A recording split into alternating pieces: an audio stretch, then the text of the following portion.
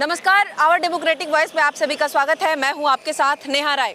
देश में वक्फ bill pass तो हो गया, राज्यसभा लोकसभा दोनों सदनों से पास हो गया, अब राष्ट्रपति का सिग्नेचर भी हो गया, लेकिन बिल लागू होने के बावजूद देश में कुछ मुस्लिम पक्ष और विपक्ष लगातार इसका विरोध कर रहा है, सड़कों पे है।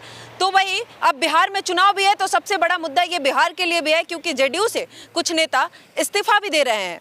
तो आखिर ये बिल कैसे जनता एक्सेप्ट करेगी और आने वाले समय में क्या इसका प्रभाव होने वाला है, हम एक बार बात करते हैं, जनता की राय लेते हैं। हमारे साथ मौजूद है कुरैशी जी, एक बार हम इनकी राय जानते हैं। सर, क्या लग रहा है, वक्फ बिल को आखिर मुस्लिम पक्ष लागू होने के बावजूद एक्सेप्ट क्यों नहीं कर पा रहा है?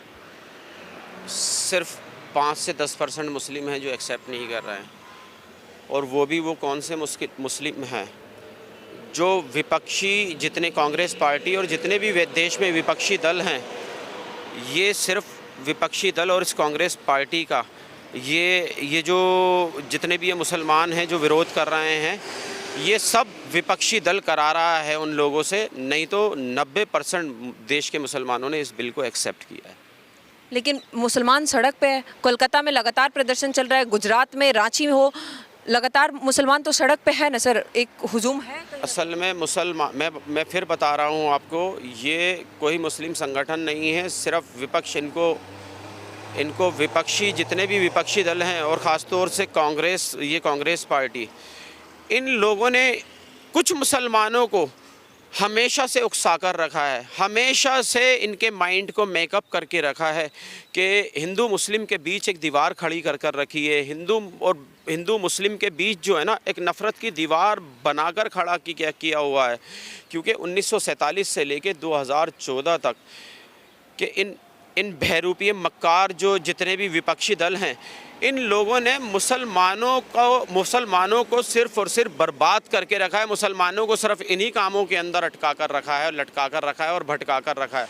मुसलमानों को क्यों कारोबार में आगे नहीं बढ़ने दे रहे थे आप? मुसलमानों को आप क्या नाम है, एजुकेशन में क्यों आगे नहीं बढ़ने दे रहे? विपक्ष कह रहा है कि मोदी जी मुसलमानों को आगे नहीं बढ़ने दे रहे हैं। हमारे मंदिर मस्जिद योगी जी पे खासकर आरोप लगता है, बीजेपी को तो बदनाम है ही कि मुसलमानों को ऐसे करते हैं कि ये मंदिर मस्जिद तोड़ो, मुसलमानों को देश से हटाओ, यही इनकी साजिश है, यही षड्यंत्र है। ये तो आरोप बीजेपी पे है सर।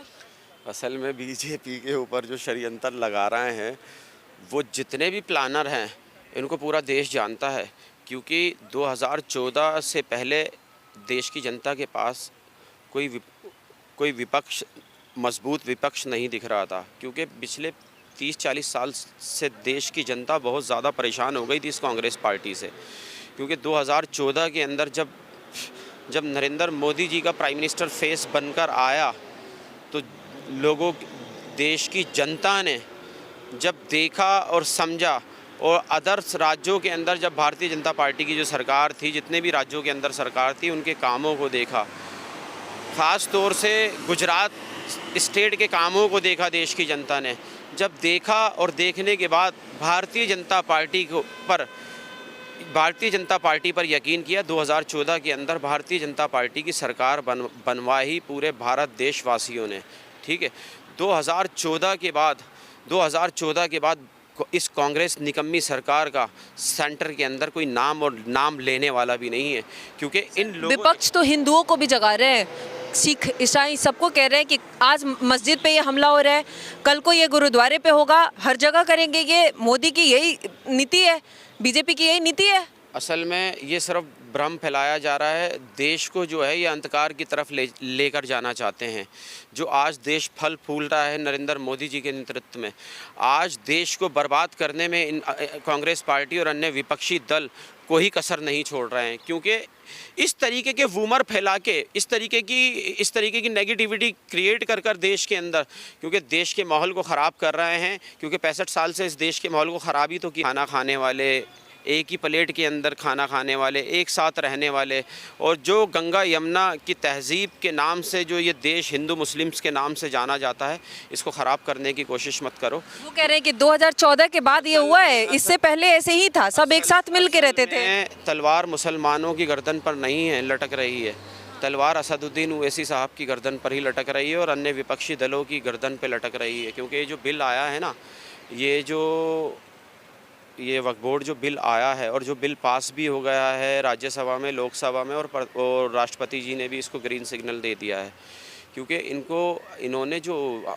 वक्फ बोर्ड की प्रॉपर्टी 1955 से लेकर 2014 तक इनने जितने भी अन्य विपक्षी दल और कांग्रेस कमेटी है 10 से 12 लाख करोड़ रुपए की प्रॉपर्टी खाकर बैठे हुए हैं, ये वक्फ बोर्ड की बेचकर बैठे हुए हैं। किनके माध्यम से? सेंट्रल वक्फ बोर्ड के और स्टेट वक्फ बोर्ड के अंदर कुछ मुस्लिम गुरखे बिठाकर 30, 40, 70 और 40, 70 और 40, 70 और 30, 70 का इन्होंने रेशो करके कि इतने तुम्हारे और इतने हमारे, इन्होंने बर्बाद किया है वक्फ बोर्ड को। आज वक्फ बोर्ड को अगर बचाने का काम अगर नरेंद्र मोदी जी इस वक्फ बोर्ड बिल के माध्यम से कर रहे हैं तो इनकी धरती और इनकी ज़मीन यूँ गायब होती हुई नज़र आ रही है, क्योंकि जो इन्होंने वक्फ बोर्ड को दोनों हाथों से लूटा था, वक्फ बोर्ड की प्रॉपर्टियाँ बेची थी, जिन पर इन्होंने 5 स्टार होटल बनवाए, बड़े बड़े एम्पायर बनाए, बड़े बड़ी कॉलोनियाँ बनवाई हैं।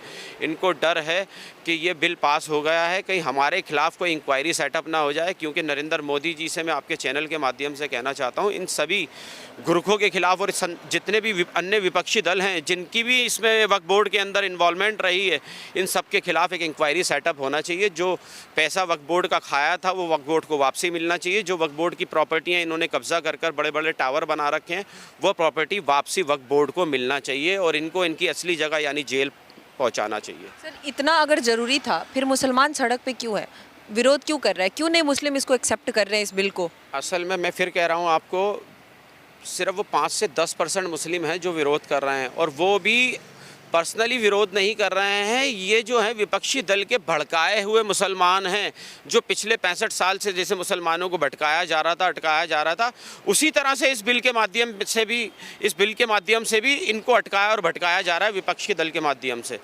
बिहार में लेकिन इस बिल को लेके इस्तीफा भी शुरू हो गया है, जेडीयू के नेता इस्तीफा दे रहे हैं, अगर तो चुनाव भी है, असर होगा क्या?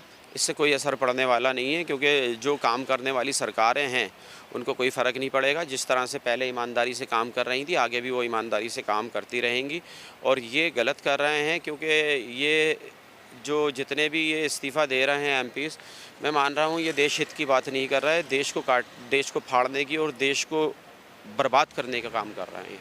एक तरफ जेडीयू इस बिल को एक्सेप्ट कर रही है, दूसरी तरफ आरजेडी इसका विरोध कर रही है। आरजेडी कह रहे हैं, तेजस्वी यादव कह रहे हैं कि हमारी सरकार आएगी बिहार में और इस बिल को हम एक्सेप्ट ही नहीं करेंगे, कूड़ेदान में डाल देंगे। मुस्लिम पक्ष जाएगा कहीं ना कहीं आरजेडी के साथ, लगता है? आरजेडी के साथ असल में आरजेडी को जो है ना मुसलमान भूल चुके हैं। और दूसरी चीज़, ये इस तरीके के जो भ्रम फैला रहे हैं, तो यही तो डकैत थे, इन्होंने ही तो डकैतियाँ मारी हैं वक्फ बोर्ड बिल के अंदर। तो वक्फ बोर्ड को लूटा किन लोगों ने? इन्हीं जैसे लोगों ने ही तो वक्फ बोर्ड को लूटा है। इन्होंने इन हर अदर स्टेटों के अंदर अपने मुस्लिम गुरखा बिठाकर वक्फ बोर्ड को लूटने का काम करा है। आज ये ये जो धरना प्रदर्शन कर रहे हैं इस बिल के खिलाफ, जितना भी ये प्रोटेस्ट कर रहे हैं, जितने भी अन्य विपक्षी दल हैं, ये वक्फ बोर्ड को बचाने के लिए नहीं, मुसलमानों को हमदर्दी दिखाने के लिए नहीं, अब खुद को जेल से बचाने के लिए वक्फ बोर्ड की प्रॉपर्टी कहीं हमने जो लूटी है, जो हमने एम्पायर, जो हमने बिल्डिंगें बनाई हैं, वो वापसी ना हो। लेकिन कह रहे हैं कि गैर हिंदू क्यों शामिल करना है बीजेपी को, तो क्या गलत कह रहे हैं? असल में गैर हिंदू मेरे हिसाब से इस बिल के अंदर शामिल होना चाहिए, क्योंकि सारे जितने भी वक्फ बोर्ड के अंदर जितने भी चेयरमैन बैठे हैं, चाहे सेंट्रल वक्फ बोर्ड में हो चाहे स्टेट वक्फ बोर्ड में हो, तो उन लुटेरों ने लूटा है वक्फ बोर्ड को। ये मुस्लिम लुटेरे थे जिन्होंने वक्फ बोर्ड को लूटा है, जबकि इसके जो सही मुस्तहिक, जो इसके हकदार थे, वो देश के शोषित पीड़ित जो गरीब मुसलमान थे, उसका हक, इसका पूरा हक उन लोगों का था। लेकिन इन डकैतों ने उन प्रॉपर्टियों को लूट कर खाया है। किसी को नहीं हुआ इसका फ़ायदा? वक्फ इतने सालों से है देश में, गरीब तबकों के लिए बना है, क्या किसी गरीब तबका को कभी लाभ ही नहीं हुआ इस वक्फ बोर्ड से? अरे मैं कह तो रहा हूँ कि जो मुसलमान, जो यतीम मिस्कीन बच्चे थे, जो गरीब परिवार थे, अगर चाहते ये जितने भी विपक्षी दल थे, तो ये क्या नाम है इसका, वक्फ बोर्ड के स्कूल क्या है इन लोगों ने और किया है। सर, कुछ तबके के मुसलमान इसका विरोध पहले भी किए कि बिल पास होना चाहिए, मुसलमानों ने ही केस दायर भी किया था कि वक्फ बिल सही से नहीं चल रहा है, लेकिन आज कुछ मुसलमान सड़क पे है। कोलकाता में लगातार प्रदर्शन चल रहा है, गुजरात में लगातार प्रदर्शन चल रहा है। आखिर क्यों? मुसलमानों को सरकार समझा नहीं पा रही है या फिर इस बिल में ही कुछ कमी है? बिल में कोई कमी नहीं है और सरकार को जो काम करना चाहिए वो अच्छे से कर रही है। ये मैं फिर बता रहा हूँ आपको, 5 से 10% मुसलमान हैं वो जो विपक्षी दलों के भटकाए हुए अटकाए हुए हैं, क्योंकि इन लोगों ने ये वही मुसलमान हैं जिनको हमेशा से डराकर धमकाकर रखा इन विपक्षी दलों ने। आज मुसलमानों के लिए अगर ये नरेंद्र मोदी जी क्या नाम है बिल लेकर आए हैं, ये क्या नाम है इसका वक्फ बोर्ड बिल जो लेकर आए हैं, कि ये जितने भी विपक्षी दल हैं और वो भटकाए हुए मुसलमान, मेरा मानना ये है कि मैं उनको ये मैसेज देना चाहता हूं कि इस बिल के माध्यम से आप ही लोगों को लाभ होने वाला है, आप ही लोग तरक्की पाएंगे इस बिल के माध्यम से, क्योंकि ये जितने भी विपक्षी दल हैं आपको अटकाकर और भटकाकर रख रहे हैं और आपको जो है क्या नाम है आगे बढ़ने से रोक रहे हैं ये लोग। क्या मुसलमानों के साथ बदल जाएगा? पहले कुछ मुसलमान ये भी कह रहे हैं कि पहले हमें किसी और ने, वक्फ बोर्ड ने लूटा, अब सरकार लूटेगी। मुसलमानों का ये भी कहना है, लेकिन लगता है आपको कि कुछ परिवर्तन होगा? 1900 ये जो वक्फ बोर्ड जो है, ये वक्फ बोर्ड एक प्राइवेट संस्था थी मुसलमानों की 1952 से पहले, ठीक है। सबसे पहले तो मैं ये कहूँगा कि ये एक प्राइवेट संस्था थी मुसलमानों की जो वक्फ बोर्ड है, ठीक है। 1954 के अंदर कांग्रेस कमेटी ने ही इसको टेक ओवर किया था। कांग्रेस कमेटी ही इसको जो है क्या नाम है इस बिल को सरकार के अंदर लेकर आई थी। सबसे पहले तो 1954 में जब ये कानून बना तो ये सरकार की अंडरटेकिंग में आ गया है क्या नाम है वक्फ बोर्ड।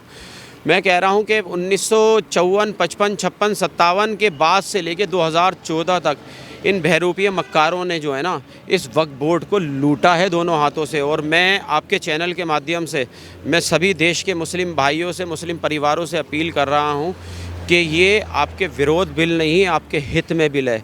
और ये आने वाले टाइम के अंदर इसका लाभ आपको, बहुत बड़ा लाभ मिलने वाला है आप लोगों को। और इस लाभ का जो आपको आगे जो इसका लाभ मिलेगा तो उसके अंदर जो है ना हमारे मुसलमान बच्चे जो हैं वो अच्छे स्कूलों में पढ़ेंगे, अच्छी उनको एजुकेशन मिलेगी, अच्छी उनको क्या नाम है अच्छे हॉस्पिटल मिलेंगे, उन लोगों को अच्छी पढ़ाइयाँ मिलेंगी उन लोगों को।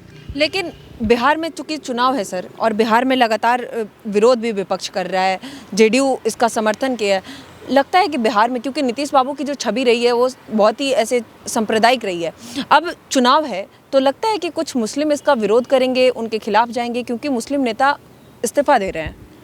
असल में देखो, 2-4 मुसलमान हैं जो हमेशा से विपक्ष के साथ रहे हैं बैकडोर से। मेरा मानना ये है कि ये लोग जो है ना जो इस्तीफ़ा दे रहे हैं वो कोई इस्तीफ़ा पार्टी से दे रहे हैं, सिर्फ पार्टी से ही तो इस्तीफ़ा दे रहे हैं। जो MP हो उससे इस्तीफ़ा दो ना आप, कि इतने 65 साल के अंदर जो इतना इस वक्फ बोर्ड की प्रॉपर्टीज़ को बर्बाद करके रखा तुम लोगों ने, खाया लूटा खसोटा, तब नज़र नहीं आ रहे थे। आज तुम्हें वही मुसलमान जिनका पैसा लूटा गया, यतीम मिस्कीन बेवाओं का पैसा लूटा गया, आज उनको फेवर कर रहा हो। इससे पहले आपने जितनी भी डकैतियाँ मारी हैं वक्फ बोर्ड में वो नहीं दिख रहा था आपको? मुसलमानों को इस बिल को एक्सेप्ट कर लेना चाहिए, अगर हाँ तो क्यों? मुसलमानों को ये बिल एक्सेप्ट करना चाहिए, क्योंकि जितने भी देश में शोषित पीड़ित मुसलमान हैं और जो क्या नाम है इसका दबे कुचले मुसलमान हैं, आज देश का मुसलमान आने वाले वक्त के अंदर इस बिल का लाभ मिलेगा। और इस बिल के माध्यम से, इस वक्फ बोर्ड के माध्यम से उनके बच्चे अच्छे स्कूलों के अंदर पढ़ेंगे, अच्छा कारोबार मिलेगा उन लोगों को। क्या नाम हुआ? अभिषेक अग्रवाल। क्या लग रहा है, सरकार वक्फ बिल लेके आई लेकिन विपक्ष लगातार इसका विरोध कर रहा है, कुछ मुस्लिम दल भी इसका विरोध ही कर रहे हैं, क्यों? नहीं, ठीक है, देखिए विरोध तो होते हैं परंतु विरोध करना उचित नहीं है। जो लोग इसका विरोध कर रहे हैं, जैसे कि हमारे बड़े भाई ने भी बताया, जो विरोधी हैं वो सिर्फ वो हैं जो एक तुच्छ राजनीतिक का शिकार हो चुके हैं, परंतु विरोध तो कोई भी नहीं कर रहा ना। आप बताइए, लगभग आप ये मानिए कि 80% मुस्लिम हमारे पक्ष में है तो 20% खिलाफ है, इससे कोई फ़र्क नहीं पड़ता। कुछ तो खिलाफत होनी चाहिए ना, तभी चर्चाएं भी होंगी इस बिल की। बिहार में चुनाव है, मुस्लिम नेता रिजाइन दे रहे हैं पार्टी से, जेडीयू से, तो चुनाव पे असर हो सकता है क्या? उनको नुकसान हो सकता है? नहीं, बिल्कुल असर नहीं होगा चुनाव पे। देखिए, क्योंकि चुनाव जो है बिहार विधानसभा का बड़ा चुनाव है, एक मुद्दे पे डिपेंड नहीं करता। एक वफ़ के मुद्दे पे चुनाव हार जीत तय नहीं होगी। तमाम ऐसे मुद्दे हैं। भारतीय जनता पार्टी जो गरीबों के लिए काम करती है, मासिक 80 करोड़ गरीबों को राशन बांटा जाता है, 3-3.5 लाख गरीबों को जो प्रधानमंत्री आवास योजना में मकान दिए गए, 18 लाख गरीबों को जो सिलेंडर दिए गए। हो सकता है मैं आंकड़े गलत बता रहा हूँ, ज़्यादा भी हो सकते हैं, कम तो होंगे ही नहीं, ज़्यादा भी हो सकते हैं। और गरीबों के हित में समाज के हर पायदान पर बैठे व्यक्ति के लिए जो काम करा जाता है भारतीय जनता पार्टी द्वारा, ऐसे तमाम मुद्दे हैं। एक मुद्दे पे हार जीत नहीं होती। ये बाकी 100 मुद्दे ऐसे हैं जो हमारा बहुत बड़ा एक प्लस पॉइंट है, और बिहार में निश्चित इस बार भारतीय जनता पार्टी की पूर्ण बहुमत की सरकार बनेगी। लेकिन तेजस्वी यादव कह रहे हैं कि इस बिल को हम मानते ही नहीं है, हमारी सरकार आएगी हम इसको कूड़ेदान में डाल देंगे। तो मुस्लिम पक्ष उनका समर्थन करेगा इस बात को लेकर? तेजस्वी यादव जी इस बिल को माने ना माने, पहली बात तो मैं ये बताना चाहूँगा कि तेजस्वी यादव जी को तो वहाँ की जनता ही कुछ नहीं मानती। तो तेजस्वी यादव जी को तो वहाँ की जनता सीरियस ही नहीं लेती। वो तो एक हास्य का पात्र है। आप देखिए ना, वो कुछ भी बोलते हैं तो लोग हंसते हैं। वो सिर्फ एक हास्य का पात्र है, जैसे कॉमेडी शो चलाते हो। वो कहते हैं आने वाले वक्त में सीएम है बिहार के। कोई कुछ भी कह सकता है, इसमें कोई कहने पे रोक थोड़ी है। लोकतंत्र है, लोकतंत्र में कोई कुछ भी कहे। सीएम क्या, वो सपना पीएम का भी देख सकते हैं। राहुल गांधी जी भी तो देखते हैं, कभी नहीं बनेंगे ना बने। आप बताइए ना, कभी आप तो इतना मजबूत पिलर हैं, आप कह दीजिए कि राहुल गांधी, आप चौथा पिलर है ना हमारे देश की कॉन्स्टिट्यूएंसी का। आप बताइए कि राहुल गांधी जी कभी प्रधानमंत्री बन सकते हैं? ऐसे तेजस्वी जी कभी मुख्यमंत्री नहीं बन सकते। सपने कोई भी देख सकता है। तो जब जनता जिन्हें सीरियस नहीं लेती, जिनके फादर इतने साल राज करा लोगों को पागल बना के, उसके बाद पब्लिक ने लताड़ दिया, तो उनका बेटा जिसमें कोई काबिलियत नहीं है, हास्य का पात्र है, वो तो कॉमेडी शो चलाते हैं। बस उनके लिए इतनी बात कहूँगा। वक्त बिल मान लेना चाहिए पब्लिक को मान लेना चाहिए। तेजस्वी जी माने ना माने कोई फर्क नहीं पड़ता। पास तो अब हो चुका है, पब्लिक के हित में है। लोगों को समझना पड़ेगा। थोड़ी सी अगर स्टडी करेंगे तो समझ आ जाएगा, लोगों के हित में है।